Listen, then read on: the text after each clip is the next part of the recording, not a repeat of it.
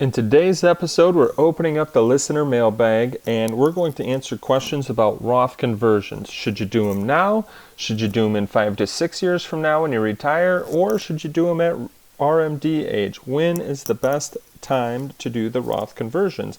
We're going to talk about rental properties and rental property income, how to know if a rental property is a good decision for you in your retirement. And then our last question is in regards to an inheritance and getting a lump sum of money. What should you do with that money? Should you invest it? Should you use it to pay off debts? What are the thought processes and steps that you should go through?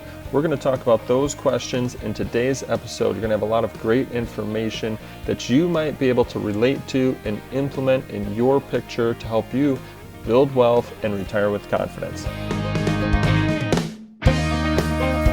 Welcome to the Your Life, Your Money podcast with Scott Searins, teaching you how to thrive in life, wealth, and retirement. Welcome to another episode of the Retirement Show, all about your life, your money, and your taxes. I'm your host, Scott Searins, and my goal is to help you thrive in life, wealth, and retirement. And today we're just going to do that. We're going to do just that through answering listener questions. We're pulling out questions from the mailbag today. And you know what? In 2023, I think we're going to look at the last episode of each and every month as a mailbag episode. I think we can learn a lot from each other's scenarios. We can learn a lot from each other, meaning what somebody might be going through, the steps that they want to look at, the pros and cons of different situations, because real life scenarios are what we see, right? And so if you have questions, go to lifemoneyshow.com. When you click on the episode on the right hand side, you'll see an area where you can submit your questions. So submit questions, because you know what? That's how we all learn, because we get it, right? Like, the life is not just by the book. Everybody's life is unique. Everybody's situation is different, but we can take what we learn from others and maybe implement different portions of different strategies into our own situations to help improve our financial pictures, or to help improve our retirement pictures, to help increase our income, to help reduce our taxes. And so hopefully these real life scenarios help you help yourself, right? Help you help your financial picture, help you help your retirement picture. So we've got 3 great questions today. First is in regards to Roth conversions. The second is regarding rental property and rental property income for retirement. And the third is in regards to inheritance decisions. If you've inherited something, and let's just say then there's a lump sum from that inheritance, what are the steps that you need to go through to make decisions on what to do with that, with those funds, with that lump sum money? So before we dive into those questions, if you are a first-time listener, I highly recommend signing up for our Insiders list. Now you go to lifemoneyshow.com. You scroll down a little bit, it'll show you there's a section where you can sign up for our Insiders list. First off, what it is a weekly email, and it's going to provide you tips, actionable advice on retirement topics, investing, reducing your taxes, and much more. More importantly though, what this means to you is it's going to help you understand how to keep more of your hard-earned retirement savings and your hard-earned retirement income with you versus giving it to the IRS in taxes. It's going to help you invest with confidence. It's going to help you retire with confidence. So again, lifemoneyshow.com, you're going to scroll down a little bit, and then you can find the section there where you can sign up for our Insiders list to make sure that you're getting our weekly emails to help you with many topics all surrounding retirement. A most recent example was our wealth report that we sent out that had the Secure Act 2.0 changes, and then how you should be looking at those changes or utilizing those changes to improve your overall financial picture. Okay, with that, let's dive into the mailbag questions. Our first question here today comes from Emily. Emily writes in, I'm 60 years old and probably retiring in 5 to 6 years. Should I start converting as much of my IRA to Roth IRA as I can? Well, before I dive into this, since we're talking about Roth conversions, which then means we're talking about taxes, as always, Emily, make sure you can consult with a financial advisor and a tax preparer.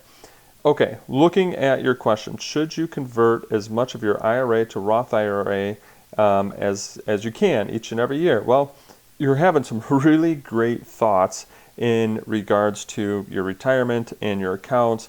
It's awesome that you are thinking ahead in regards to this situation. Can't tell you the number of times I've met with somebody in their 70s and they go, I wish I would have started doing this 5 years ago. I wish I would have sat down to put my tax plan together 10 years ago, 15 years ago, 20 years ago. Like, I hear that all the time. So Emily, I'm glad that you're thinking about it in advance versus in arrears. Okay, with that, first off, I want to just kind of start by reminding everybody what a Roth conversion is. When Emily says, should I start converting, she's talking about a Roth conversion. And what that means is that you would take from your IRA and convert it to your Roth IRA. Now, converting it means that you're going to take it out of your IRA, put it into your Roth IRA, and when you do that, you are going to pay tax on on those dollars that you converted over. You're going to pay tax today. So you're paying tax today, getting it into your Roth IRA, and then that money grows tax-free, and all of the withdrawals that you take out of there, not only on what you put in, but on all of the growth, every dollar that you take out of a Roth IRA comes out to you tax-free as well. So you can see why people are looking at doing Roth conversions, because it gets money into that tax-free bucket. But of course, you have to pay tax today on those dollars. So my answer to Emily's question, as you might have already guessed, is it depends. But let me walk you through all of the factors, and then I kind of want to go through an example at the end of what it depends on. Because as Emily's just saying here, she really hasn't given us enough information, meaning we don't know what her income is, we don't know how much she has in her IRA, we don't know how much she has in her Roth, we don't know how much she has in her taxable buckets or her brokerage accounts. So it's going to be, it depends, but let me just walk you through the factors to help you in coming up with a potential decision. So to me, it's all surrounded around two main factors. One of the factors is taxable income. So how much taxable, and here's the three parts, or like A, B, and C of what you need to compare when it comes to taxable income. What's your taxable income today? What will your taxable income be in 5 to 6 years from now when you're looking at retiring? And then the third time frame that you want to look at taxable income at is, what will your taxable income be once you turn RMD age? So if you're 60 right now, your RMD age is either going to be 73 or it could go up then to 75. Rules just changed with the Secure Act 2.0 there. But basically, you want to kind of start dividing things out into chunks of time frames. And the first thing that you want to look at is taxable income. So again, what's your taxable income today? What will it be in 5 to 6 years from now when you retire? And then the last chunk is, what is your taxable income going to be at RMD age, but not just in your 70s. What would that look like in your 80s and in your 90s? Okay, so that's factor number one. Factor number two is tax rates. Same chunks of time. What are the tax rates today? What do you think tax rates will be in 5 to 6 years from now when you retire? And then what will the tax rates be when you're at RMD age? And tax rates, right, that's something that's a little bit less predictable. What do we know is, well, we know right now that we're under the Tax Cuts and Jobs Act, where they, reduce tax rates across the board. However, that expires December 31st, 2025. So we do know that unless Congress does something about the Tax Cuts and Jobs Act, that tax rates will go up in 2025. The other thing that you have to ask yourself is just kind of looking at the U.S. in general. Do you think that national spending and national debt will continue to go up? If those continue to go up, do you think tax rates in the future will go up? I mean, the other thing is Congress is always looking at and changing laws. So the second part there, the second main factor, tax rates, is a little bit less predictable. But that first factor, your taxable income, not that it's fully predictable, but there are some projections that you can do to help figure that out. So let me just walk you through an example of why I broke down these two main factors and then what that means of when you should do those Roth conversions. Because you see, you wouldn't want to, well, and I'll go through the example and I think it'll help you out. So let's just say your taxable income today is $100,000. If I knew that, should I tell you how do you know if you should do a Roth conversion or not? Well, we don't know. We still don't have enough information because all we know is your taxable income today. Now, let's say your taxable income then, we'll just keep going down those paths, your taxable income in 5 to 6 years from now is going to be $60,000. And let's just, for our first example here, let's say tax rates stay the same throughout all of these years. So tax rates are going to stay the same throughout all these years. Well, taxable income today, $100,000, taxable income 5 to 6 years from now, $60,000. And I haven't figured out where all of these fall in different tax brackets. However, if your taxable income's lower in 5 to 6 years from now, right now that's looking like a more favorable spot to do Roth conversions than where you're at today. Let's take it one step further. Let's say because of what you've saved into your IRAs and 401ks and 403bs and 457s, that when you hit RMD age, your taxable income added to your Social Security and everything else that you might have coming in will be $150,000. Well, that's higher than where you're at today. That's higher than the $60,000 that you'd be in 5 to 6 years from now. And so, to your question, to me, right now looks like a favorable time to do Roth conversions. In 5 to 6 years from now, it looks like a favorable time to do Roth conversions. But at our RMD age, right, because of taxes, because of your taxable income being much higher, that's why it now looks like a more favorable time. However, let's just switch it around. Let's just say your taxable income at your RMD age would be $50,000. And I said today's 100, 5 to 6 years from now is 60, and then RMD age is $50,000. Well, in that case, it might not make sense, again, assuming tax rates never change, it might not make sense for you to do any sort of Roth conversions today. Why would you do Roth, if tax rates stay the same, why would you do Roth conversions today when your taxable income is higher? Now again, that's with the assumption that tax rates stay the same. But you can see how if they change tax rates and taxes go up in the future, how that can dramatically change everything that we just talked about. So there's two real factors here. And what you want to do, so hopefully that helped you understand kind of the factors. Why would you pay tax today if you'll be on a lower taxable income in the future? However, why wouldn't you pay tax today if you know that your taxable income in the future is going to be way higher? So hopefully that helped you understand that first factor there. And then the second factor is throwing in tax rates. So what I would recommend is, like I said, I think I kind of kicked off with this, is really sitting down with your financial professional as well as your tax preparer. Now, here's why I start with financial professionals, because a lot of tax preparers do not know your full situation. They don't know how much you have in your IRA and your 401ks, your 403bs. They don't know your entire financial picture.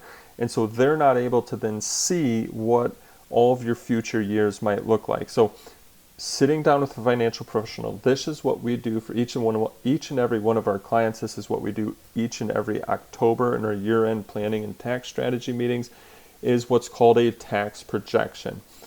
Going through these two main factors. One, factoring out or projecting out what does your taxable income look like not only today, but tomorrow, over the next 10 years, 20 years, 30 years, 40 years, etc. Looking at all of these major spots, right? In Emily's case here, it would be looking at her taxable income today, looking at her taxable income when she retires in 5 to 6 years. What would that be until she starts RMD age? And then on RMD age, what is her taxable income from that age, and on?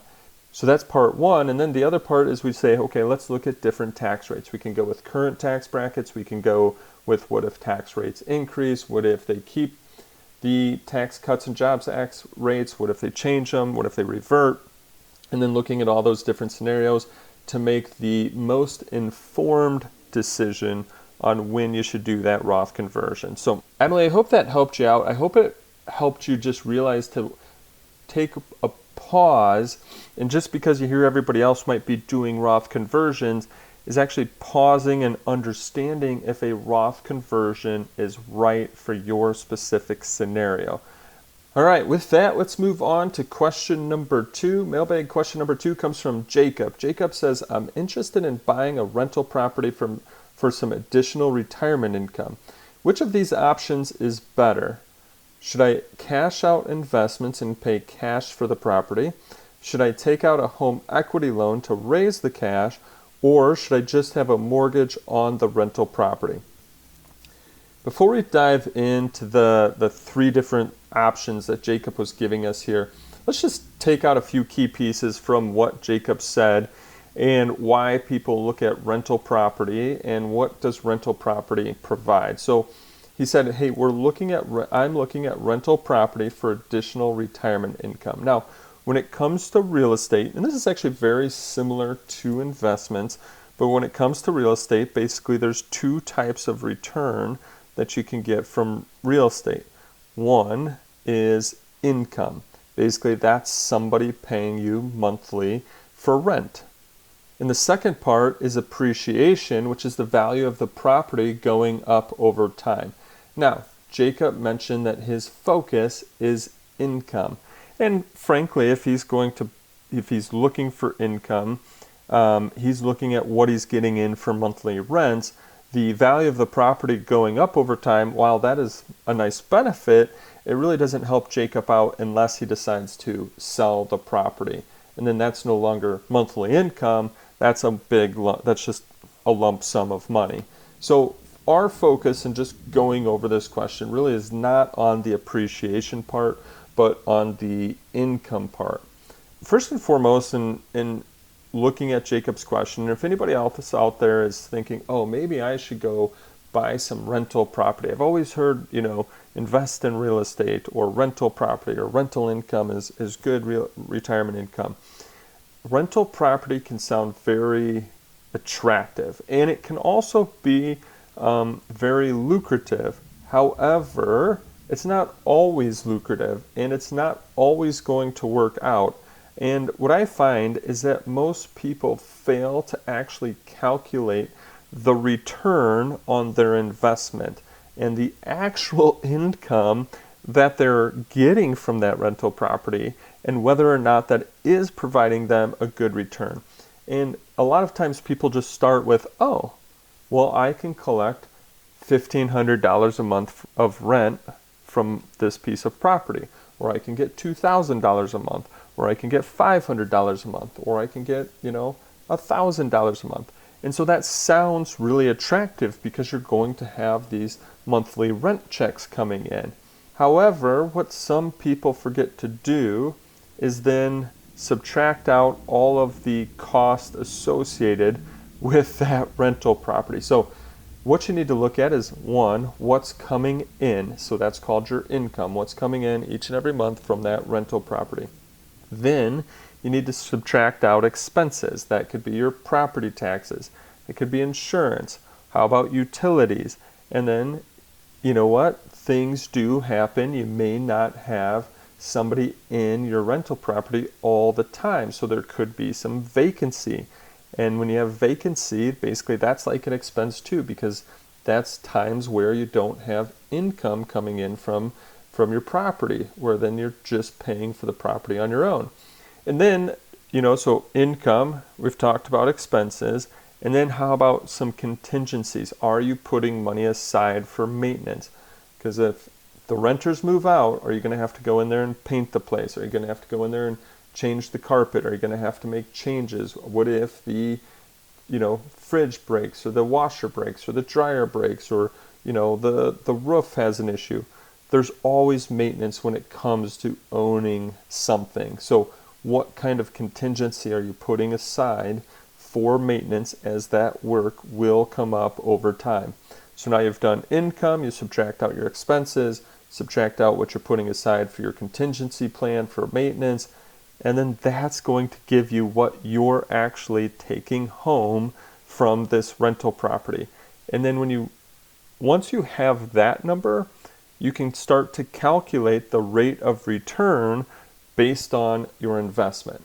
Now, utilizing all of that, let's go back to Jacob's question. Should I cash out my investments and pay cash for the property? And I'm just going to give you pros and cons of each and what to think about. So, should I cash out my investments? Well, first off, you want to hit the pause button again and say, what type of investments are you cashing out? Are you cashing out a brokerage account? Do you have this money in checking and savings and CDs? Or is it in a tax-deferred account like an IRA, 401k, 403b, 457? And the reason I say, pause and think about that part first is what kind of taxes are you going to have to pay to get access to your money? So if you're taking it from a brokerage account, while you might have your base in there that would come out to you tax-free, you might have gains that you might have to pay taxes on to take money out. If it's an IRA or a 401k, 403b, every dollar that you're going to take out of that account is taxable income. You're going to get taxed on every dollar. So let's just say you're buying something worth $500,000 and you're going to pull all of that money out of your IRA. Well, you're actually going to maybe have to take out more, right? Maybe 550 or 560 or 600,000. It all depends on your taxable situation, but you're going to have to take out more just to get the $500,000 that you need to get that rental property. So you need to factor in everything that you need to take out just to get you the money that you need. So, okay, first off, where's the money coming from? How's it going to get taxed? Are you factoring that into your rate of return? And then once you have that, once you know that, here's what I want you to do. I want you to compare what is the actual rate of return long term on your investments, not year to year. As we know, that could go up and down, just like you might not have a renter all of the time in your rental property. But when you factor in what should be the long-term return, what's the long-term return on your investments versus after we just kind of talked through figuring out the return on your rental property, what is that return on your rental property? Again, not just how much is coming in each and every month, but subtract out property taxes, insurance, utilities, contingencies for maintenance, utilizing that bottom dollar to get your rate of return. So first off, what's the rate of return one versus the other? Because if you're going from let's say a long-term average of 6% down to 4%, it doesn't make a whole lot of sense. But if you're going from 6% and after you've factored everything in, this looks like a 10% rate of return, well, of course, that makes a whole lot of sense, and you'd want to then potentially do that. So first off, what is that rate of return difference? The second point, and this goes for actually all of the options, is don't forget that rental income that you have coming in, that will be taxable income. While you will have some write-offs with your rental property, those were kind of the expenses that I was talking about earlier, and there's other write-offs as well, something to talk to your tax preparer about. That final amount that you have coming in each and every year will be considered taxable income. But that goes for all of the options as you think about that. So when it comes to cashing out your investments, I think the two main parts that I went over there is what's the rate of return that you're going to get, compare those investments versus your rental property, and then don't forget where's the money coming from, how's that going to get taxed. If you're taking out more than what you actually need, make sure you're factoring that into your rate of return as well. Okay, then let's go on. The next couple here were the home equity loan and mortgage, or doing a mortgage. I'm just going to lump sum all of these together and just throw this out there. Remember, when you're getting a loan or a mortgage, these have to be paid back. They have to be paid back. It's not like they're just giving you the money and saying, great, there you go. So they have to be paid back. So back to that rate of return calculation, now you need to factor in another expense. And the expense that you need to factor in is paying back the loan. So while you might be trying to add some more income, you also then have to factor in, okay, maybe you added, right, $1,500 of income, but have you factored in that $1,000 of that needs to be going to paying off your home equity loan or going to pay off the mortgage? So factor in what's going to have to go to pay off the loan. And then it goes back to that same question from before. Once you factor that in, what's the rate of return of this rental property with your loan versus what's the rate of return that you were getting long-term in your investments? The other thing to really look at is what's the interest rate that you're going to be getting on this loan or on the mortgage, because that's going to help you as well. I mean, if you're taking, because you're still going to have to most likely, not maybe on the home equity loan standpoint, but on the mortgage, you're going to have to make a down payment. So are you going to take, money out of something that's producing you 6% annual return to then get a loan for 6.5%? I mean, that doesn't make a whole lot of sense to me. So you have to really start just getting into the details of the numbers to see if it's something that puts you in a better position than where you're at today. And I understand this is tough to look at just on a short-term perspective, because you might be looking at your investments today and saying, well, my investments are down. My investments are down 5% or 10% or 20% or whatever the number is. And everybody's investment scenario might be different. But so in the short term, like you might be looking at the last 1 year saying your investments are down. But what you really need to do is look at the last 3 years, 5 years, 10 years, 15 years, and say, what is that long-term return that you've had in your investments? Because same thing can happen in real estate. You can have good years and bad years as well. And so that's why, all of these just go back to getting into the detail of the numbers.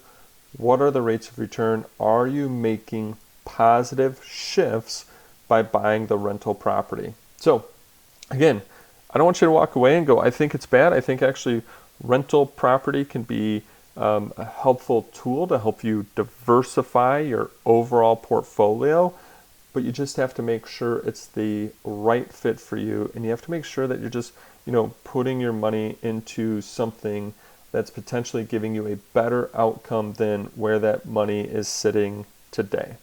So hopefully that helped you out. Like I mentioned at the beginning, I find that most just look at what the potential rental income would be coming in, and it sounds really good, so they just want to jump at it. But I want to make sure that you take some time, slow things down, look at all of the details to make sure that what you will have coming in will put you ahead of where you're at today.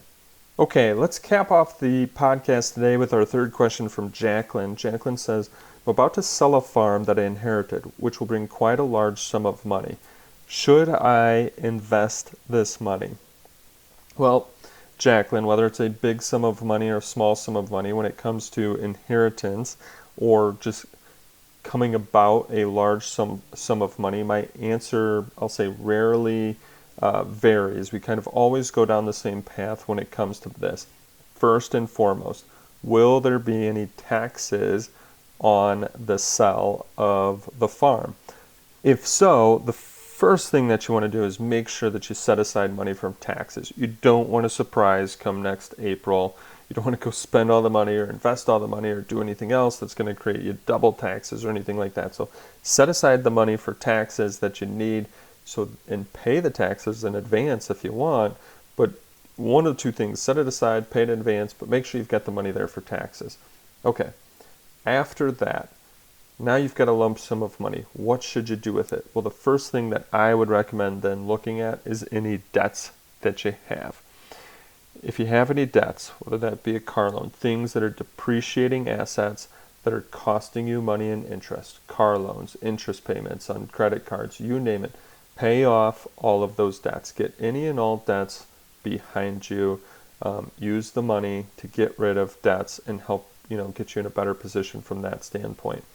After debts are paid off, third thing that I'd look at, and for that number two, if you were to say, well, what about my home? Does that mean I should be paying off my home? I would just kind of I wouldn't add that one to necessarily number two of paying off debts. Let's look at that after number three. And number three is making sure you've got a healthy reserve fund. Now, this number is different for everybody. Of course, there's some rules of thumbs out there that say 3 to 6 months of expenses, but you know what? In the end, make sure you've got something on the safer side that just makes you feel comfortable. Whatever that number is, put that aside, kind of put it in an account where you're not going to touch it. You've got it there, and it's there for emergencies. Now, after that, you might want to look at paying off your home. I'll tell you what, paying off your home is a very emotional question. Yes, we could always walk down the numbers aspect of it to say, okay, based on the interest rate, would you get a better return in the market over a longer period of time? But I also find for some people, it just makes more sense for them to pay off their home because you know what? It gives them that comfort and confidence knowing that their home's paid off and they don't owe anything on it and that they own their home. So that one's I'll say a case by case, thing. But if you have a really high interest rate, let's say you've got 6.5% or 8%, or to me anything above 4%, then yeah, I would really, really consider just paying off your home. After that, so let's kind of recap. Money set aside for taxes, depreciating debts or debts that are costing you high interest rates like credit cards, making sure you've got enough in your reserve fund, potentially paying off your home. Our next one then would be any major purchases that you have coming up in the next, let's say, 1 to 3 years. You're going to want to keep that safer, keep that money safer. What do I mean by safer? Well, maybe something like an online savings account that's going to get you higher interest. But if it's in 1 to 3 years, you don't want to go and put that into the stock market and invest it because you're going to need that money soon. And as we've seen, the market can go up, but it also can go down. And, based on the fact that within 3 years it could go down, you want to have that money sitting aside on the safer side. So what are some things that I mean by this? Well, what if you need to replace the roof on your house over the next 1 to 3 years? What if you need a new car in the next 1 to 3 years? What if you're going to buy a different property over the next 1 to 3 years? I'm guessing you wouldn't like putting this money in the market, and then let's say in 2 years from now you went to buy, a new piece of property, and you're like, wait a second, the $500,000 that I put in the market's now worth $450,000. Now, in 5 years, it could be then back higher than that, and you could have more money than that. But that's why I'm saying, kind of in this 3-year time frame, keep money on the safer side. And then anything past that, I'd highly recommend just investing it for the long term and according to your risk tolerance and what you might need for your specific situation. So hope that really helps in regards to your question here when you're inheriting money. And I'm going to recap them here. First off, putting money aside for taxes. Number 2, paying off any depreciating debts. Number 3, making sure you have a reserve fund that you feel comfortable with. Number 4, looking at your home mortgage. Number 5, keeping the money for any purchases that you might have within the next 3 years on the safer side. So good examples like an online savings account. And then the last one is any surplus funds after that. I'd recommend investing them for your long term. So, hey, Jacqueline, hopefully that helps you out. Hopefully this has helped everybody out. Whether you might not be in the exact same scenario, I'm certain that you can take information from today's question and implement maybe different strategies or thoughts into your specific situation to help put you on the right track towards a confident retirement or to building more wealth in your financial future. Again, if this is your first time listening, don't forget, go to lifemoneyshow.com, scroll down, you'll find our insiders list, sign up there.